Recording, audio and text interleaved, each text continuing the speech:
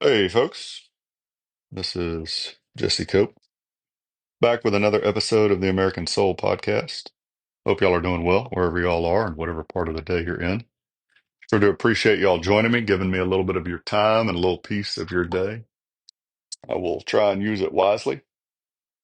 Hopefully, it gives us all a little something for our toolboxes. Hopefully, it helps our country, even if just a little bit, turn back to God and Jesus Christ. For those of y'all that continue to share the podcast and tell others about it, support it, leave words of encouragement, most of all, pray for me and for the podcast. Thank you so much. I'm incredibly grateful, especially the prayers. Father, thank you for today. Thank you for you, Father, and your Son, Jesus Christ, and your Holy Spirit. Thank you for your love, mercy, grace, and forgiveness. Thank you for the time to record this podcast and the people that listen to it.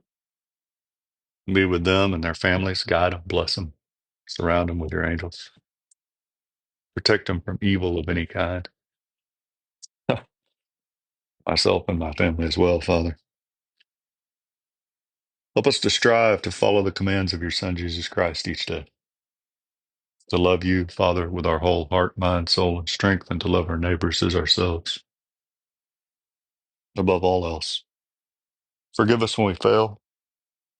Forgive us when we choose ourselves over you, Father.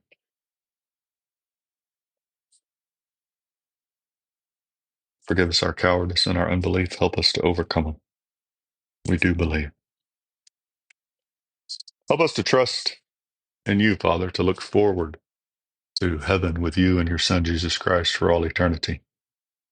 To remember that these pains, these sufferings are momentary and light, even when they don't feel momentary or light.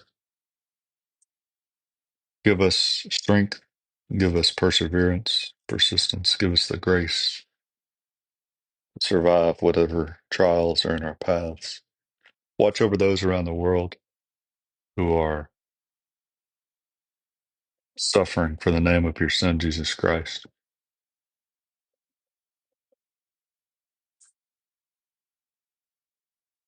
Be with them, Lord. Help us to offer what comfort we're able to. Help us to care for the poor and the needy here as well.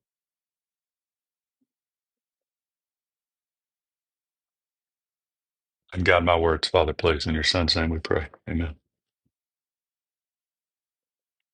Our Father, who art in heaven, hallowed be thy name.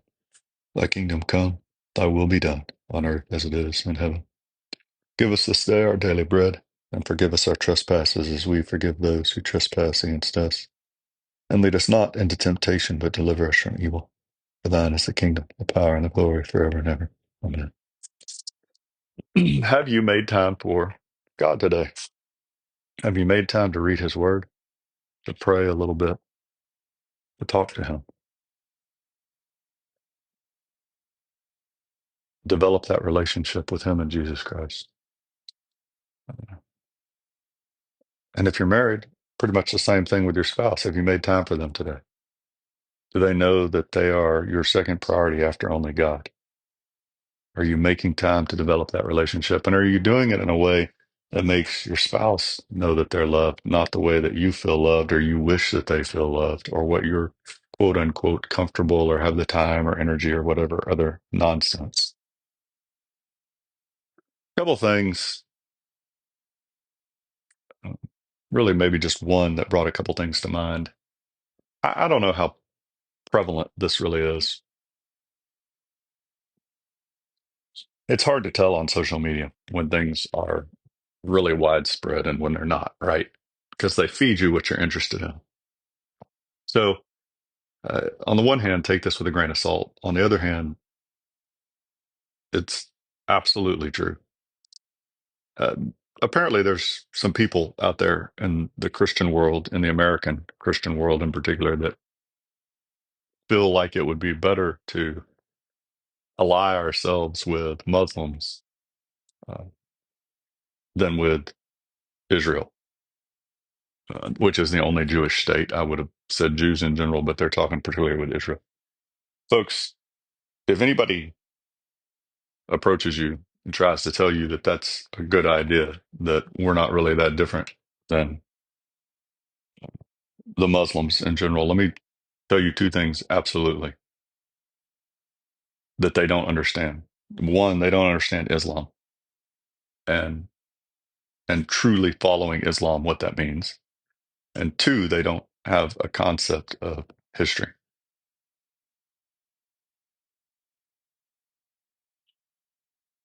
Our very first war, which we've talked about on this podcast multiple times, was against Muslims, and it's a great example of the mentality of those who truly follow it. And Jefferson and Adams asked the ambassador, right, why are you attacking us? We've done nothing to provoke you. And the response was basically because the Quran and Muhammad tell me I can, so I can, and I do. That's the mentality, folks. And if you know some, because I've met some in the military overseas that I knew that I could trust in the middle of a fight. But almost without exception that I can think of, I'm sure there's got to be some that prove the rule. Those individuals were not very good Muslims. They were kind of like Christians that go to church once or twice a year and don't really have anything else to do with God or Jesus Christ. They were Muslims in name only, basically.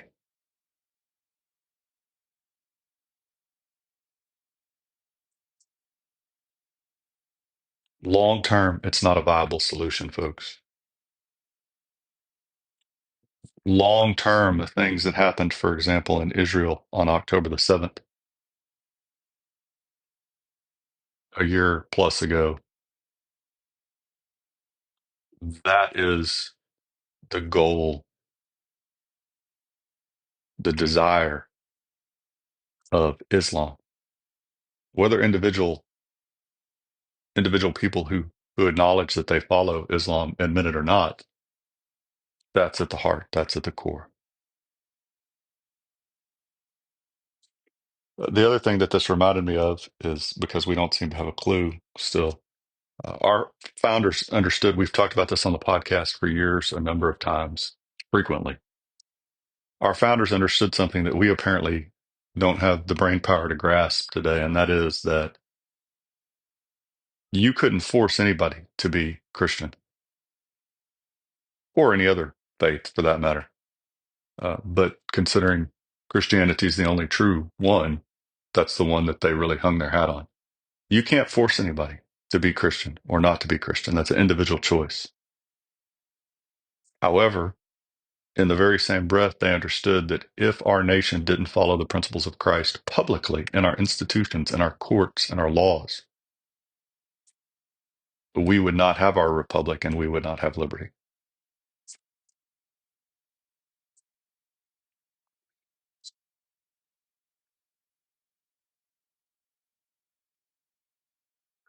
December 24th, 1941,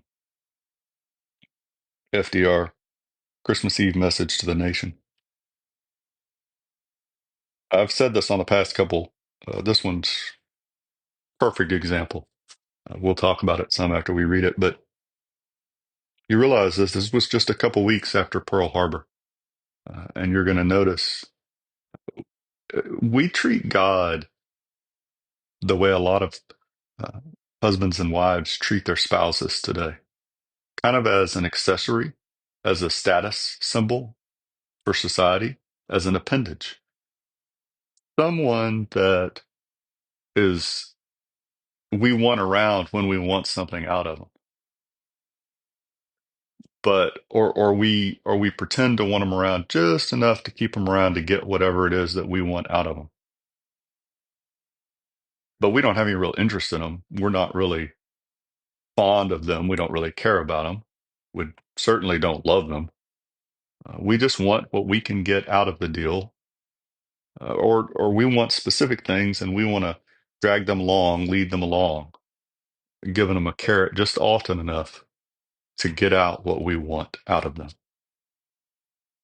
We don't really understand our need for them as a spouse, as a complementary part of our life. And then, sadly, so many, you see this all the time. You get the divorce, and people say, I don't know how we got here. My temperature's already kind of up today, so I'm sorry. I know I'm a little riled up, but God, really? You don't know how you got there? You put your phone and your TV and your workouts and sports above your spouse day in and day out. You give hours each day to these things. And then you tell your spouse that it's too much of a burden to love them. You don't have the time or the energy to care for them. Or folks take children. I know that's a one that's going to make a lot of y'all uncomfortable, but you run up and down the road chasing this kid, watching sports or twirling or band or art or rodeo or whatever it is. Put all this effort into this kid, and then you look at your spouse, man, I don't have time for you today. Well, we're on the road a lot. We don't have time to go on a date. We don't have time to spend together, sit and work on our marriage. We don't have time or energy to have sex. It's just can't do it. We don't have time or energy to go out for a meal or cook at home. Let me translate that for you, for those of y'all that like to use that excuse and those of y'all that don't understand it. What that really means is I'm getting what I want out of this, and I don't feel like giving you what you need. Um, and I know we got married, and I said that you were going to be my top priority, but you're not really. Now the kids are. So you're just going to have to sit there and chill out. And maybe when the kids are gone, maybe I'll start to pay attention to you again, as if you were actually my other half, the only other human being on the planet uh, that I developed this relationship with. And so we do the same thing to God. You're going to notice in this 1941 message of FDR the urgency of looking to God after Pearl Harbor just a couple weeks before. We treat God kind of like a genie in a bottle. I'm sure you've heard that analogy before. We turn to him when things are really hard, but only for a little while. You've heard the statistics. We've talked about them on the show before, but I don't have the numbers right in front of me right now. But the increase in church attendance after 9/11, but it only lasted a few weeks. Uh, the really high numbers at least. And then it went back to quote unquote normal, normal. That word, I'll tell you what, normal's what got us in this mess. We treat God like a genie, like somebody we want around to either wear as a status symbol. Hey, I'm Christian. I've got the right bracelet. I've got the right bumper stickers. I've got the right tattoo. I've got the right necklace, whatever. I'm a Christian. Go to church. Hey, I go to church every Sunday. I'm at Mass twice a week on Wednesdays and Saturday nights and Sunday mornings. Don't tell me I'm not a Christian. What about your relationship with God and Jesus Christ? Are you spending time with them? Do you do you really want to develop that relationship? I'm guilty of this, folks, far too often. I want him when I want him around to give me something, and then I don't really want to have to worry about him too much. Never works out well, folks. Fellow workers for freedom. There are many men and women in America, sincere and faithful men and women, who are asking themselves this Christmas, how can we light our trees? How can we give our gifts? How can we meet and worship with love and with uplifted spirit and heart in a world at war, a world of fighting and suffering and death? How can we pause even for a day, even for Christmas Day, in our urgent labor of arming a decent humanity against the enemies which beset it? How can we put the world aside as men and women put the world aside in peaceful years to rejoice in the birth of Christ? These are natural, inevitable questions in every part of the world which is resisting the evil thing. And even as we ask these questions, we know the answer. There is another preparation demanded of this nation beyond and beside the preparation of weapons and materials of war. There is demanded also of us the preparation of our hearts, the arming of our hearts. And when we make ready our hearts for the labor and the suffering and the ultimate victory which lie ahead, then we observe Christmas Day with all of its memories and all of its meanings, as we should.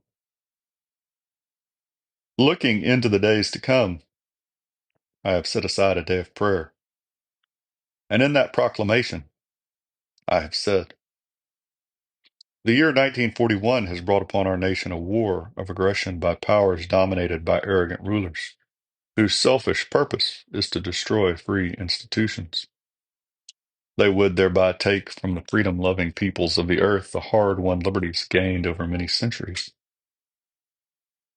The new year of 1942 calls for the courage and the resolution of old and young to help to win a world struggle in order that we may preserve all we hold dear. We are confident in our devotion to country, in our love of freedom, in our inheritance of courage. But our strength, as the strength of all men everywhere, is of greater avail as God upholds it. Therefore, I do hereby appoint the first day of the year 1942 as a day of prayer, of asking forgiveness for our shortcomings of the past, of consecration to the tasks of the present, of asking God's help in the days to come. We need his guidance that this people may be humble in spirit but strong in the conviction of the right, steadfast to endure sacrifice, and brave to achieve a victory of liberty and peace. Our strongest weapon in this war is that conviction of the dignity and brotherhood of man which Christmas Day signifies more than any other day or any other symbol. Against enemies who preach the principles of hate and practice them, we set our faith in human love and in God's care for us and all men everywhere. It is in that spirit and with particular thoughtfulness of those, our sons and brothers who serve in our armed forces on land and sea, near and far, those who serve for us and endure for us, that we light our Christmas candles now across the continent from one coast to the other on this Christmas Eve. We have joined with many other nations and peoples in a very great cause. Millions of them have been engaged in the task of defending good with their lifeblood for months and for years. One of their great leaders stands beside me. He and his people in many parts of the world are having their Christmas trees with their little children around them, just as we do here. He and his people have pointed the way in courage and in sacrifice for the sake of little children everywhere. And so I am asking my associate, my old and good friend, to say a word to the people of America, old and young. Tonight, Winston Churchill, Prime Minister of Great Britain. Franklin D. Roosevelt, Christmas Eve, message to the nation, December 24th, 1941.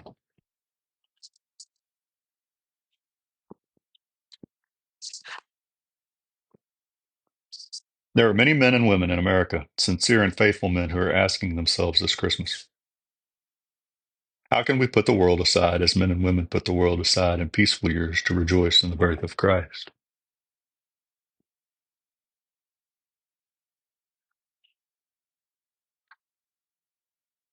We know this, you know this. When you do something frequently enough, it becomes a habit. Good habits, bad habits, doesn't matter. You develop those habits. The Marine Corps, we call them muscle memory, and we strove to make sure that we had our muscles doing the things they were supposed to, even when we didn't feel like it. Feelings are really, really deceitful, folks, by the way, if you haven't figured that out. It's not that you can't have feelings, but if you try and use them as a guide for your actions, it just doesn't work out well. It's easier to rely on God and Jesus Christ when we make a habit of relying on God and Jesus Christ. We wait until these times of trial, 9/11, Pearl Harbor, really the slow slide into the godless evil of leftism over the last several decades, until we get to a point where we feel enough pain, as my father-in-law has said, and I've said on this podcast for a number of years. Then we start to make changes, and one of those changes is to search for God. Why? Why do we wait? And maybe even the better question than why we wait until times of trial to search for God is, why do we look back at history and see this same pattern again and again and again, especially in America, and then somehow flip a switch and want to separate God away from state, God away from America? How can we look back at the history of our nation and see consistently that in times of trial, we turn to God and Jesus Christ and not realize that there's a special, intimate link between our nation and God and Jesus Christ? And that if we don't maintain that link, we lose our nation and liberty. FDR said later on in this message, there's another preparation demanded of this nation: preparation of our hearts and arming of our hearts. Reminded me of God telling us to put on the full armor, his full armor, to defend ourselves from the devil. If we wait until a crisis to try and prepare our hearts and minds, it at least is harder, and really typically doesn't work out quite as well. I can't help but mention here again, folks, a lot of people think that this last election has taken care of everything, and it hasn't. It's the very beginning at best. And we don't know if God is going to give us enough time to save more lost souls, because that would be the reason, folks. It wouldn't be just so we could get a better job and get more money, buy more cars, bigger houses, more land, leave our kids a bigger inheritance. And none of those things in and of themselves are wrong, folks, unless that becomes the focus. And Lord knows I'm guilty of it, chasing one more thing and one more thing. But if God does give us enough time or more time to save souls, awesome. Hope so. Desperately hope so. I would like that. I would be very grateful for that. But there's a good chance he may not. Excuse me. Either way, uh, saw somebody post this morning. Either way, we need to prepare our hearts. We need to get ourselves right with God. And it needs to be a habit. It needs to be something we do on a daily basis. That's why we talk about it every single podcast. We go out and work out, right, to keep our bodies in shape. We need to spend time with God, reading his word and praying to keep our hearts in shape. As a side note, you need to spend time with your spouse, actually loving them in order to keep your marriage in shape. Uh,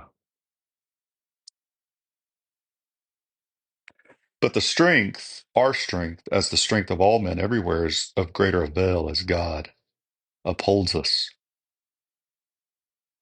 We need his guidance, that this people may be humble in spirit, but strong in the conviction of the right, steadfast to endure sacrifice, and brave to achieve a victory of liberty and peace. If we want liberty and peace, folks, we have to have God. You cannot have liberty and peace long term at all without God and his spirit. in Jesus Christ. It doesn't happen. History, experience both forbid us from pretending that we can have liberty and peace away from God. You can see it. All you have to do is look around our nation today in America. And if you're in another nation, right? Sweden, England, a number of the places where we have people listening, you could see it in your own nation. The farther away from God you get, the farther away from liberty and peace you get. There's a lot more. If you get a chance, go back and listen to the Christmas Eve message here from 1941. It's a great message. Remember the context that Pearl Harbor had just happened a couple of weeks before, and you see FDR kind of representing the cry of the nation and being lost and looking for God and realizing that they had to turn to Him. If we have time later this year, the beginning of next year, we'll read through his New Year's Eve day of proclamation, fasting, and prayer. But see, we spent a whole month each year going through those days of thanksgiving, fasting, prayer, humiliation before God at those times of trial in our nation. And here again, you see this trial, but throughout the 20th century, you can start to see us kind of getting away from that as anything more than tongue in cheek. We have to really turn back to God and Jesus Christ to strive to follow those commandments of Christ, to love the Lord your God with all your heart, soul, mind, and strength, and love your neighbors yourself each day. Apply that to our lives as individuals in our marriages, with our children, with coworkers, with friends, with enemies, with people in our church, with the schools around us, the children that are there. And we see this again, folks, and then I'll be quiet and I'll leave you all alone for today. You cannot look at the history of our nation and see the number of times we as a people historically, before all this nonsense over the last 50 to 70 years or so, we turn to Him constantly, publicly, as a nation, not privately in some closet somewhere by ourselves, but publicly as a nation, again and again and again. We have had a special relationship as a nation with God. And if there's even the slightest chance of recovering that, we have to turn back to Him. We're the ones that walked away, folks. He didn't walk away. This isn't like a friendship where you kept reaching out to somebody and they walked away from you. It's the other way around. He's never quit reaching out to us. We just walked away and put our hand in His face and said, we don't need you anymore. Got to turn back to Him. Go back and read that message again if you get a chance. Read it to your kids. Read it to your friends, your parents, spouse. You can ignore all my words. Just read the part in there that's that message. It's great. God bless y'all. God bless your marriages. God bless your families. God bless America. We'll talk to y'all again real soon, folks. Looking forward to it.